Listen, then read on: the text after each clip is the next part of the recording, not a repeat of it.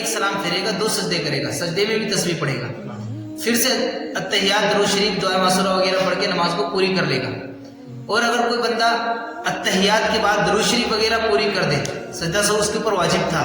لیکن اس نے درود شریف شروع کر دی، دعا معصورہ تک پہنچ گیا، پھر اسے یاد آیا تو وہ کیا کرے، فوراً ایک سلام پھیر کے 2 سجدے کر لے، پھر سے اتحیات درود شریف وغیرہ پوری کر کے نماز کو پوری کر لے، نماز ہو جائے گی۔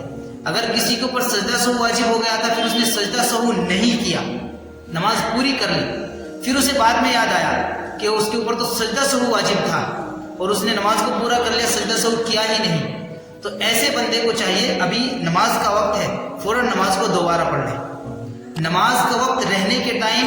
یاد آ جائے، گھر چلے جائے یا باہر چلے جائے، نماز کا وقت کے اندر اسے یاد آ جائے تو پھر اس پر نماز کا لوٹانا واجب ہے۔ لیکن کسی کا یہ مسئلہ عصر میں پیش آیا ہے، مغرب کے بعد اسے یاد آیا سجدہ سہو کرنا تھا، تجھے عصر کی نماز میں نہیں کیا، تو اب اس کے اوپر مستحب ہے نماز کا لوٹا لینا ہی زیادہ بہتر ہے۔ اگر نماز اس کی ہو جائے گی، نماز کراہت کے ساتھ اس کی ہو جائے گی، لیکن بعد میں بھی یاد آنے پہ بہتر کیا ہے، نماز کو لوٹا لے، یہ زیادہ بہتر ہے۔